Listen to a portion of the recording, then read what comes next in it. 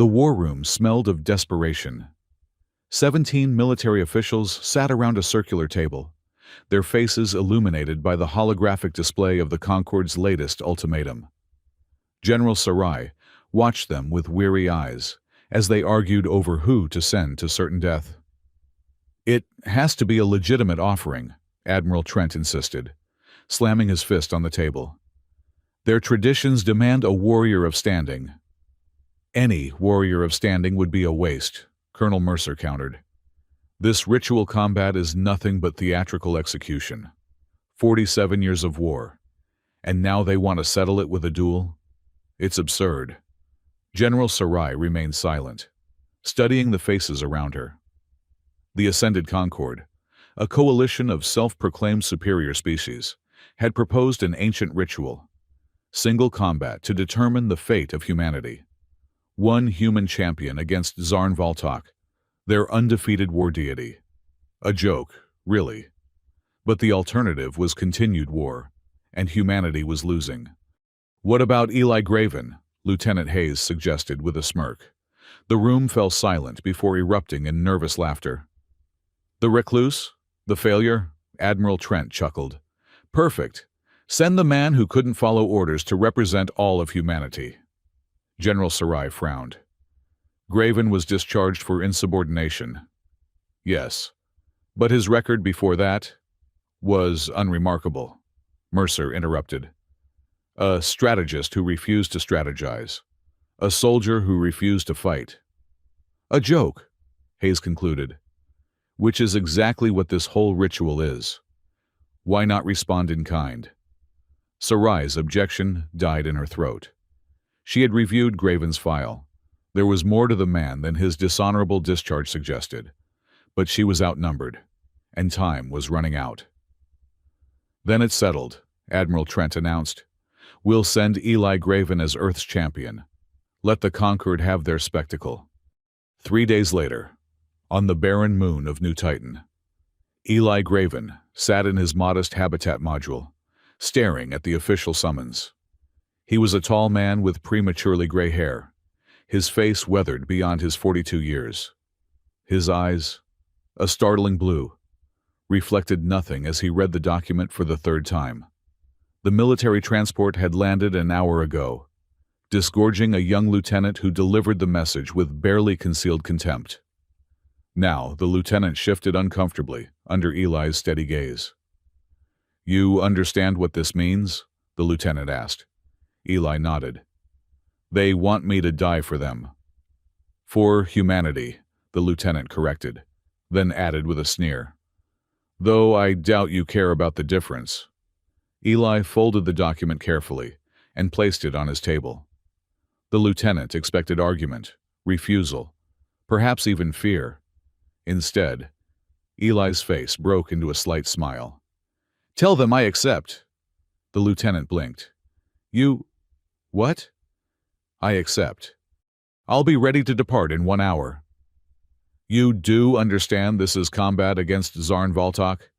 The Conquered's champion has never been defeated in 3 centuries. Eli's smile deepened, though it never reached his eyes. "I've ended wars before, Lieutenant. No one believed me then either." The journey to the Conquered's ceremonial battleground took 6 days. Eli spent most of it in silence, confined to sparse quarters aboard the military vessel Harbinger. His military escort kept their distance, treating him with a mixture of disdain and pity. On the 7th day, they reached the Concorde's sacred system, a binary star orbited by 7 planets, each representing one of the founding species of the Ascended Concorde. The central planet, Sarn Jala, glowed emerald against the darkness of space. Its surface was largely covered by a single arena, a structure large enough to be seen from orbit. This was where the ritual combat would take place, broadcast across thousands of worlds. As the Harbinger docked at the orbital station, Eli was summoned to the bridge. Admiral Trent waited there, his uniform immaculate, his expression severe. "Graven," he acknowledged coldly. "I won't waste time with pleasantries. You're here because you're expendable." Eli said nothing. The conquered expects a show of resistance before their champion claims victory. Trent continued. That's all we need from you. A dignified few minutes of struggle before you die. Make humanity look like we have some fight left. Is that what you believe this is about? Eli asked quietly. Trent's eyes narrowed. This is about buying time while our real plan unfolds. Your death is a distraction. There is no real plan, Eli stated. It wasn't a question. The Admiral's face flushed. You were discharged for your inability to follow orders. Graven. Don't make me regret bringing you back into service. Eli smiled that same empty smile. You already regret it, Admiral. You just don't know why yet. The conquered delegation met them at the docking bay. Tall, imposing figures with iridescent skin and eyes that reflected light like polished metal. Their leader, Ambassador Kaleth, regarded the humans with barely disguised contempt. We welcome Earth's champion, Kaleth announced formally, though his tone suggested the opposite. The ritual begins at the rising of the twin suns. Until then, the champion will be accommodated according to tradition. Eli was separated from the human delegation and escorted to a bare chamber deep within the station. The room contained only a sleeping platform and a small table with water. The door sealed behind him with a definitive hiss. He sat on the platform, closed his eyes, and waited. Hours passed in silence until a soft, mechanical whirring disturbed his meditation. A small, battered service robot rolled into the room through a hidden panel. It was an outdated model, its once silver casing now dingy and dented. Greetings, human champion. It chirped in a voice that oscillated between pitches. I am Rinate, assigned as your translator and attendant until the ceremony. Eli opened his eyes. You're not a standard translator unit.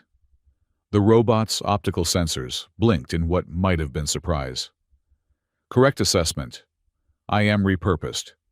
I was originally a strategic analysis unit, but was deemed too verbose. How did you know? The modulation in your voice. Military-grade translators have perfect pitch control. Fascinating observation. Rinate rolled closer. Most humans don't notice. Most conquered species don't either. They prefer not to pay attention to machines unless they malfunction. Eli studied the robot.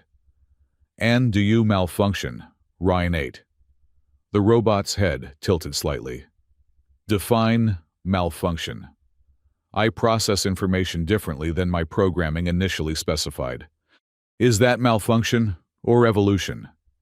For the first time since receiving the summons, Eli laughed, a genuine sound that seemed to surprise even him. You're a philosopher. And you're not what I expected, Rinate replied. The conquered believes you are being sacrificed. A joke offering. They're right. Yet you accepted. The robot's sensors whirred softly as it scanned him. Your biometrics indicate calm. No fear response. No stress indicators. Unusual for someone facing certain death. Eli leaned forward. Tell me about Zarn Voltok. Rin-8's processors hummed as it accessed data. The war deity of the Concord, genetically engineered for combat perfection. 312 ritual victories. No defeats. No draws. Not his record. Tell me about him. The robot paused. That is not standard information requested by sacrificial combatants. I'm not a standard combatant. Rin-8 seemed to consider this. Zarn Voltok was created, not born. The culmination of conquered genetic engineering. He is lonely. His purpose is singular, to represent the conquered's military supremacy. He has no existence beyond combat. Has he ever questioned his purpose? The robot's lights flickered. That information is restricted. I should not access it. But you can? Another pause. Yes. There was an incident 83 years ago. After his 100th victory, Zarn Voltok requested termination. The request was denied. He was reconditioned. Eli nodded slowly. Reconditioned, a polite term for having his mind broken and rebuilt. Your interpretation is not inaccurate. Rin 8's voice dropped to a lower volume. Why do you ask these questions, human? They will not help you survive tomorrow. Survival isn't my goal. Then what is? Eli smiled again, that same empty smile. Ending the war. By dying? By understanding? The robot processed this silently for several moments. You are unusual. Eli Graven. So I've been told. Eli leaned back against the wall. Tell me, Renate, why did they send a defective translator to attend me? I am not defect. The robot caught itself. Ah, you are perceptive. This assignment is considered unimportant, perhaps even humiliating. We have that in common. Then, Rin 8's optical sensors dimmed and brightened, the mechanical equivalent of blinking in surprise. You were chosen as a humiliation. I was discharged from military service for inability to cooperate. What they meant was that I refused to follow orders that would result in unnecessary bloodshed. That seems counterproductive in a military context. Exactly. Eli closed his eyes again. I ended 3 insurgent conflicts through negotiation instead of force. Each time, I was reprimanded for insubordination. The final time, I was discharged. You succeeded in your mission but were punished? The mission was never peace. The mission was victory. Eli's voice hardened. There's a difference. The robot's processors whirred contemplatively. The conquered operates on similar principles. Victory is valued above resolution. That's why we've been at war for 47 years. Eli opened his eyes. Both sides forgotten how to imagine peace. Yet you believe you can end this war? I know I can. How? The odds of defeating Zarn Valtok are... Who said anything about defeating him? Before Ren 8 could respond, the chamber door hissed open. 2 conquered guards entered, their exoskeletal armor gleaming under the harsh lights. It is time for purification, one announced. Eli stood calmly. Will I see you again, Ren 8? The robot's lights flickered. I am assigned to you until the ceremony begins. Good. Eli nodded to the guards. Lead the way. The purification ritual involved a sterile chamber where Eli was scanned, decontaminated, and dressed in simple white garments. Throughout the process, he remained silent, observing the conquered technicians and their procedures with calm interest. They, in turn, regarded him with a mixture of clinical detachment and morbid curiosity, this human who would soon die for their entertainment. Afterwards, he was returned to his chamber, where Rin 8 waited.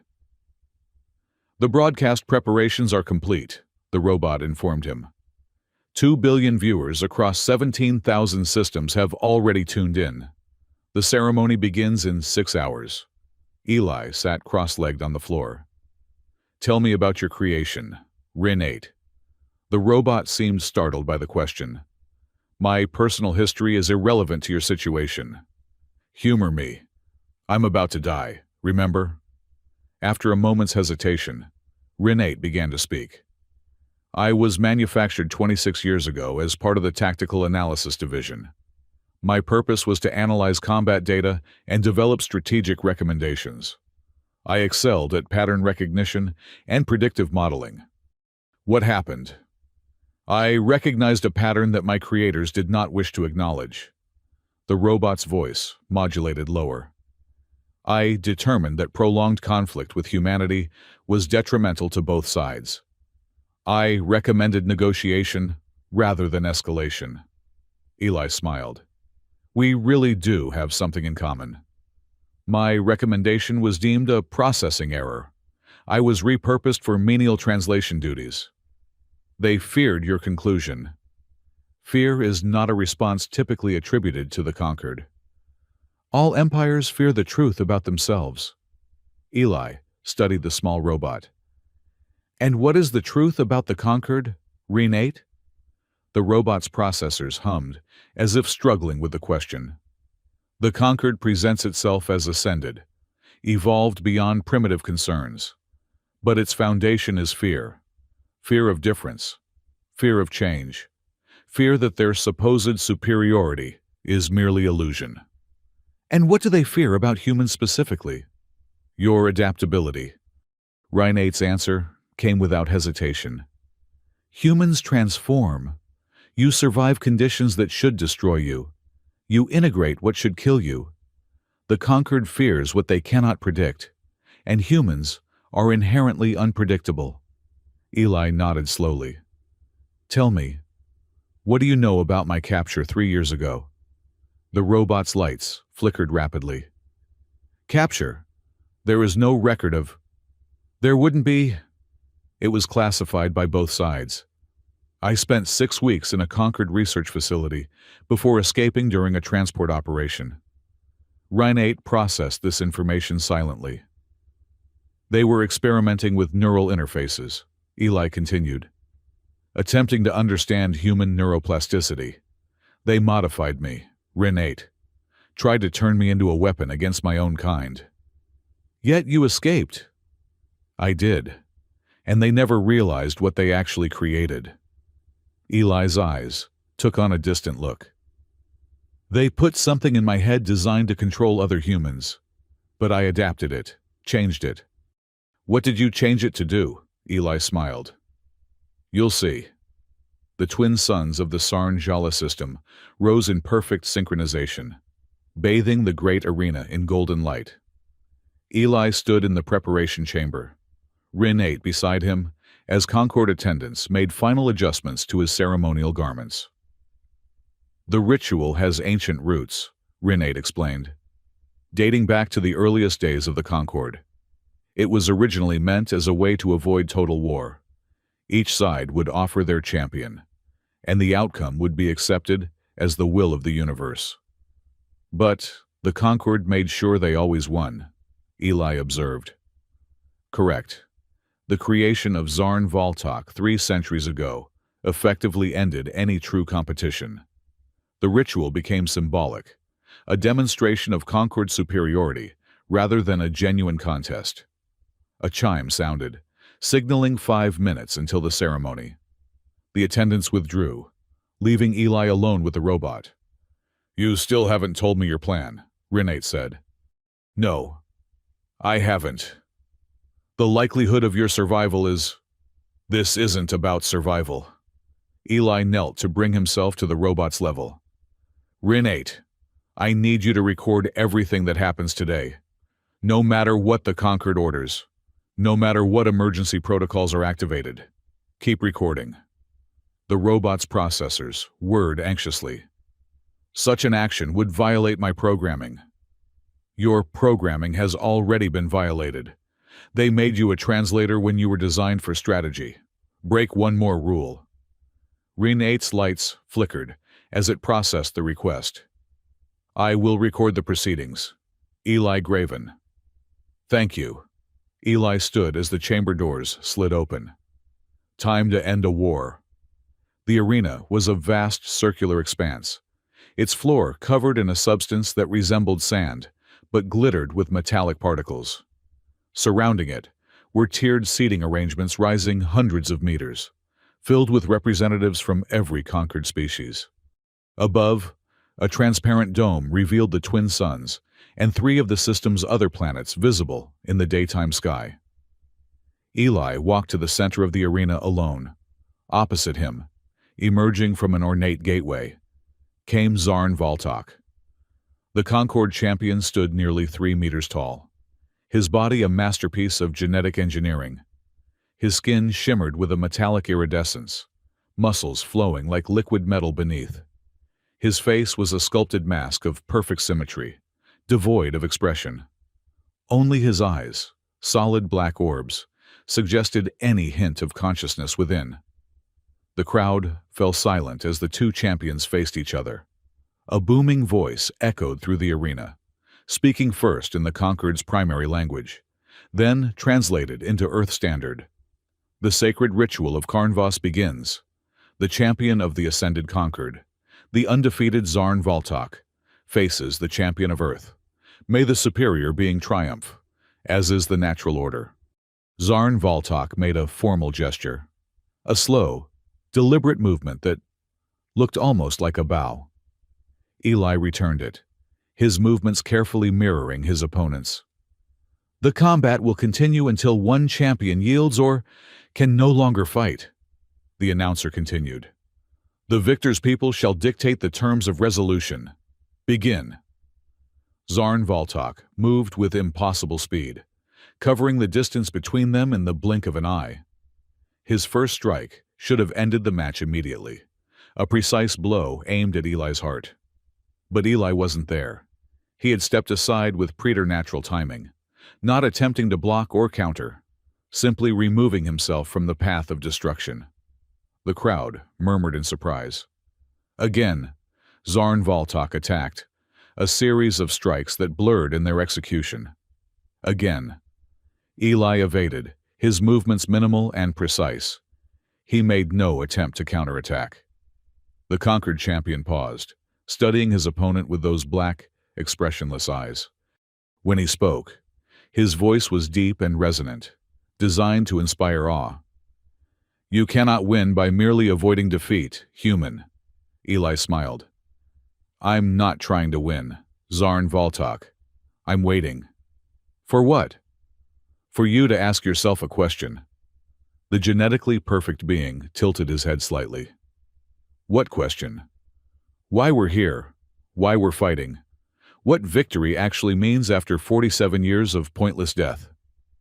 Zarn Voltok's expression remained unchanged, but he hesitated, a microsecond of uncertainty that would have been imperceptible to most observers.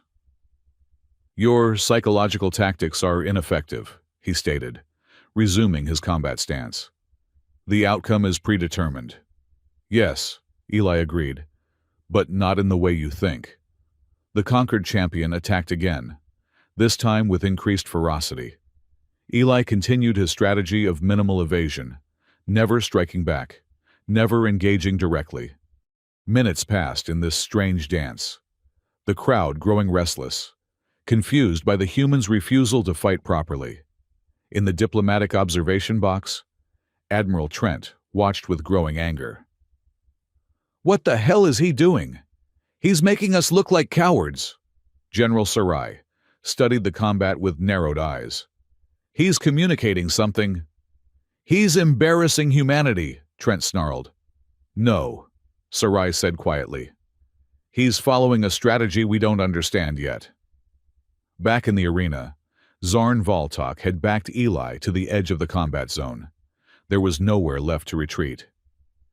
Your evasions end here, the champion declared. Face your defeat with dignity. Eli stood straight, making no move to defend himself. Before you strike, answer one question. In 300 years of victory, have you ever felt purpose beyond killing? Zarn Voltok froze, his attack posture rigid with tension.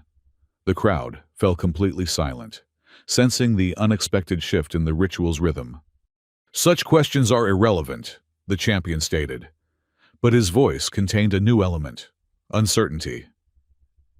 They reconditioned you when you questioned your existence, Eli continued, his voice carrying across the silent arena. They fear your questions more than they fear any enemy.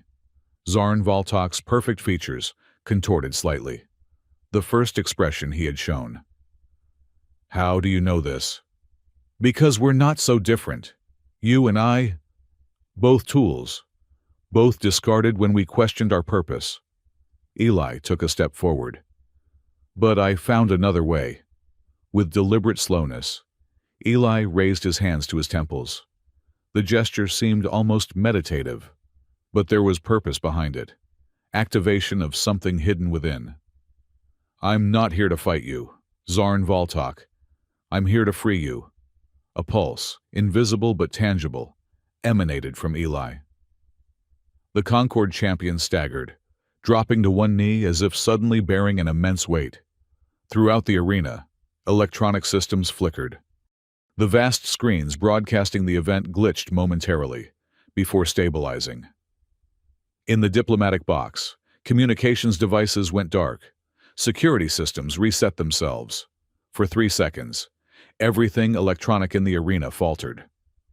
"What was that?" Admiral Trent demanded, staring at his dead communication device. General Sarai's eyes widened in realization. "It's happening. Whatever he planned, it's happening now."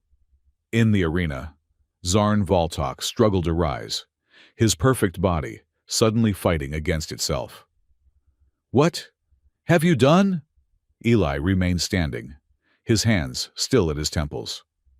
"When the Concorde captured me, they tried to implant control technology in my neural pathways. Technology designed to interface with their own communications and control systems. They wanted to understand how to manipulate human minds." He took another step toward the kneeling champion. "But human minds adapt. I didn't reject their technology. I integrated it, reversed it. And now I'm using it to shut down the control systems that keep you enslaved." Throughout the arena, security drones began to falter and drop from the air. The Concord Guards' exoskeletal armor locked in place, rendering them immobile. Panic spread through the crowd as they realized something unprecedented was occurring.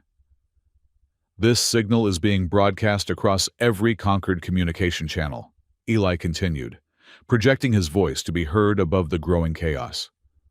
"Every control system, every combat unit, every ship's targeting computer, all temporarily disabled.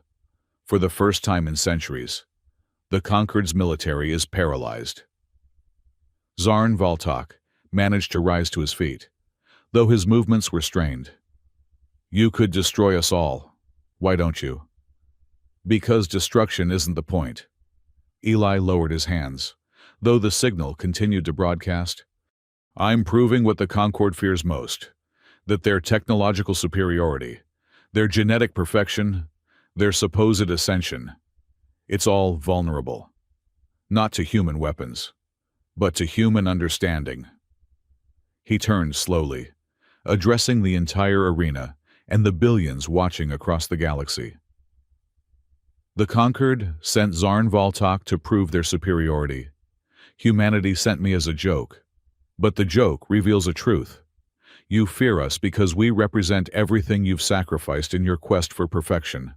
Adaptability, creativity, the capacity to change." Eli faced Zarn Voltok again. "I'm offering you a choice.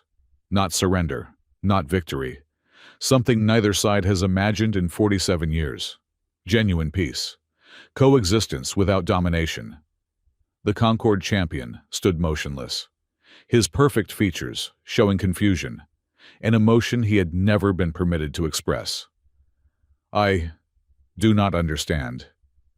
"Yes, you do," Eli said gently.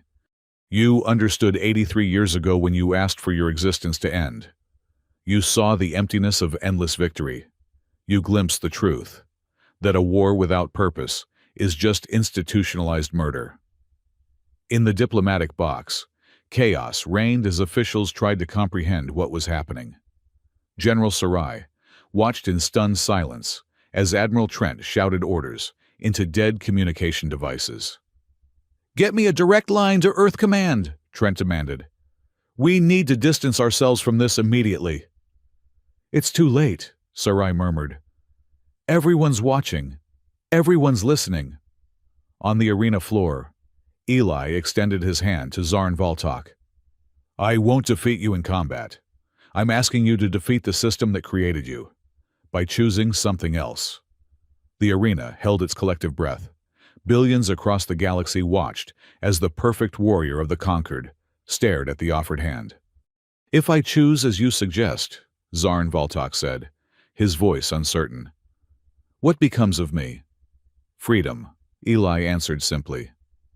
"The freedom to discover who you are beyond what they designed you to be." Slowly, with visible effort against his conditioning. Zarn Voltok reached out and clasped Eli's hand. The crowd erupted, not in cheers or boos, but in a cacophony of confusion and disbelief.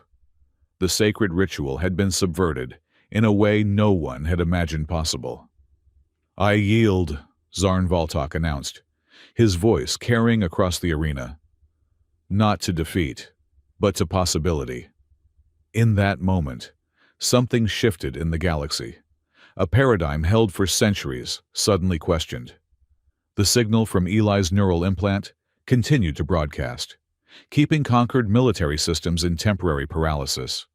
But it was the symbolic act unfolding in the arena that truly held power. The conquered High Council, watching from their privileged observation chamber, sat in stunned silence. Their perfect champion had not been defeated. He had chosen to reject the very premise of the combat. Ambassador Kaleth rose shakily to his feet. "This is unprecedented." "It is illegal," another counselor hissed. "The ritual has sacred parameters. This human has violated them all." "Yet no rules were broken," Kaleth observed. "No combat regulations prohibited. Conversation. He has used technology to interfere with our systems." "Technology we implanted in him," Kaleth reminded them. "He merely adapted our own weapon against us, as humans have always done." In the arena, Eli released Zarn Voltok's hand and addressed the watching galaxy again. "Your champion hasn't betrayed you. He's shown you a way forward. For 47 years, both sides have pursued a war without purpose, clinging to hatred because we've forgotten how to imagine its opposite." He gestured to the paralyzed security systems. "This signal will fade in minutes. Your military capabilities will return. You could choose to resume the war, but now the galaxy has witnessed an alternative. Not human victory, not conquered supremacy, but the recognition that even your perfect warrior sees the emptiness of endless conflict." Eli turned to face the High Council's chamber directly. "The ritual demands that the victor dictate terms. As Earth's representative, I offer these: immediate cessation of hostilities, open borders, cultural exchange, a council of equals, not ascended and primitive, but different species with different strengths. You fear our chaos. We can learn from your order. You lack our adaptability. We lack your unity. Apart, we remain trapped in conflict. Together, we could actually ascend." The silence that followed seemed to stretch across space itself. Then, from the High Council chamber, Ambassador Kaleth rose and approached the viewing window. "The terms," he began formally, his voice amplified throughout the arena, "are acceptable." A shock wave of disbelief rippled through the audience. Conquered officials looked at each other in confusion. Human diplomats stood frozen in astonishment. "The treaty will be formalized before the setting of the twin suns," Kaleth continued. "As the ritual demands." Admiral Trent pushed past stunned guards to confront Eli as he exited the arena. "What have you done?" he hissed. "You had no authority to negotiate terms." "I had every authority," Eli replied calmly. "You sent me as Earth's champion. The ritual grants the champion full diplomatic powers." "This was never the plan." "You didn't have a plan, Admiral. You had a sacrifice." Eli's eyes were cold. "I chose a different role." General Sarai approached, her expression a mixture of awe and calculation. "The neural technology, is it permanent?" "The effect is temporary," Eli answered. "But the knowledge that it exists isn't. The Concord now understands their systems have a vulnerability they never imagined. That uncertainty alone is enough to change their strategic calculations forever." "You could have given us military victory," Trent snarled. "No." Eli's voice hardened. "I could have given you more war. Instead, I gave both sides peace." "Peace on whose terms?" "On new terms. Terms neither side had imagined." Eli started to walk away, then paused. You sent me because I was a joke, Admiral. Because no one would miss me. Because my death would mean nothing. Instead, my choice means everything. Eli found Rin 8 waiting in a quiet corridor, away from the diplomatic chaos. The small robot's optical sensors brightened at his approach. You recorded everything? Eli asked. As requested, though I still don't understand how you did it. The neural interface was designed to control humans. I reversed it to disrupt conquered control systems instead. Eli knelt beside the robot. The effect was temporary, but the message was permanent. And now, the conquered has agreed to peace, but human authorities seem displeased. They're displeased because they've forgotten how to imagine anything but victory or defeat. Eli smiled tiredly. They'll adjust. Humans always do. What will you do? Eli considered the question. Disappear. Once the treaty is signed, both sides will want to control the narrative. Rewrite what happened here today to serve their purposes. That is why you wanted me to record everything. Yes. Eli placed a hand on the robot's battered casing. The truth matters, Rin 8. Not my truth or their truth. Just what actually happened. A moment when both sides glimpsed another way. You will be pursued. The Concord will want to study you. Humans will want to either glorify or silence you. Which is why I need your help to leave unnoticed. The robot's processors hummed thoughtfully. There is a maintenance transport departing for the outer colonies in 2 hours. Its automated systems could be adjusted to overlook an additional passenger. And yourself? Will you come with me? Rin 8's lights flickered in what might have been surprise. You want a defective translator unit to accompany you? I want a friend who understands what happened here today. Eli smiled, a real smile this time. Someone to help me record the full story. The treaty was signed as the twin suns set, casting long shadows across the sacred arena. Neither side was entirely satisfied with the terms, yet neither could reject them without losing face before the watching galaxy. For Eli Graven, watching remotely from the maintenance transport as it slipped away from the conquered system, the imperfection of the peace was its greatest strength. It required both sides to compromise, to engage, to imagine new possibilities. They will try to forget you, Rin 8 observed, as they watched the broadcast of the signing ceremony. Both sides will minimize your role, say the peace was inevitable, claim they planned it all along. Let them. Eli leaned back in his seat, exhaustion finally catching up with him. What matters isn't who gets credit. What matters is that billions of people will live instead of die. And Zarn Voltok? He's already being hidden away. The Concord can't destroy their perfect champion. But they can't display him either. Not after he chose peace over victory. He's become a contradiction they can't resolve. Like you, Rin 8 noted. Eli smiled faintly. Like both of us. Defective units who saw beyond our programming. As the transport accelerated toward the outer colonies, Eli began to dictate his account of events while Rin 8 recorded. Not a hero's tale or a victory narrative, but the simple truth of how understanding proved more powerful than conquest. Begin recording, Eli said. Title: They sent him in as a joke. He ended the war before dinner. 3 years passed. The peace held. Despite frequent tensions and occasional provocations from hardliners on both sides, cultural exchange programs flourished, though old prejudices died slowly. The galaxy adjusted to a new reality, one where the Concord's supposed ascension and humanity's feared chaos existed in uneasy but productive balance. On a remote agricultural world called Terminus, far from both Earth and Concord space, Eli Graven tended crops and lived quietly among settlers who knew him only as a retired educator.